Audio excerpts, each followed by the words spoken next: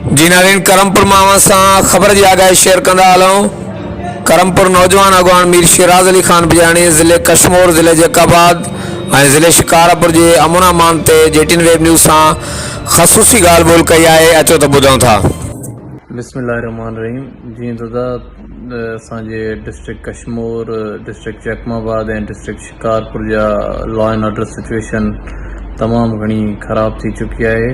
आए ॾींहुं असांजे इलाइक़नि मां माण्हुनि खे किडनैप कयो वञे थो ऐं हिन वक़्तु असांजे क़ौम जा, असांजी ट्राइब जा 3 माण्हू किडनैप थियल आहिनि, जंहिंमें 2 बिजाराणी कास्ट जा आहिनि ऐं हिकिड़ो नोजवानी कास्ट जो आहे।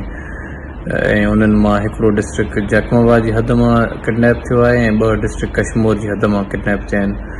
त मां तव्हांखे ॿुधाईंदो हलां त मुंहिंजो वालिद साहब सरदार मीर महबूब अली खान बिजाराणी ऐं मुंहिंजो चाचो मीर शबीर अली खान बिजाराणी मुसलसल SSP कशमूर ऐं SSP जैकमाबाद सां राब्ते में आहिनि ऐं उन्हनि ते ज़ोर बार रखियो आहे त असांखे पंहिंजा जल्द अज़ जल्द माण्हू बाज़ियाब कराए ॾियनि।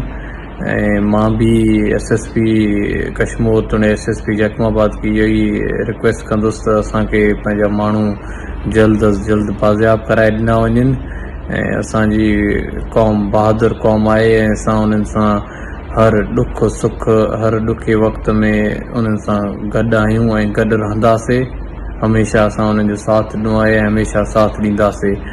त मां इहा ई उमेद थो कयां त SSP कशमूर ऐं SSP जैकमाबाद जल्द अज़ जल्द असांखे पंहिंजा माण्हू बाज़ियाब कराए ॾींदा। ऐं मां इहो तव्हांखे चवंदुसि त असांजे SSP कशमूर अमजद शेख जॾहिं शुरू में आया हुया त असांजे इलाइक़े में लॉ एंड ऑर्डर जी सिचुएशन तमामु बहितरीनु थी वई हुई, पर कुझु ॾींहंनि खां वठी हाणे ॿीहर लॉ एंड ऑर्डर सिचुएशन ख़राब थी वई आहे। त असांखे इहा ई उमेद आहे त SSP कशमूर एफर्ट्स वठंदा ऐं जेका बि जेको लॉ एंड ऑर्डर सिचुएशन ख़राब करण में माण्हू मुलविस आहिनि उन्हनि खे कैफ़रे किरदार ताणी पुॼाईंदा ऐं असांजे डिस्ट्रिक्ट में वरी ॿीहर अमन अमान जी सूरतहाल क़ाइमु कंदा ऐं हर माण्हू खे जीअं हर माण्हू पंहिंजी ज़िंदगी सुकून सां गुज़ारे सघे ऐं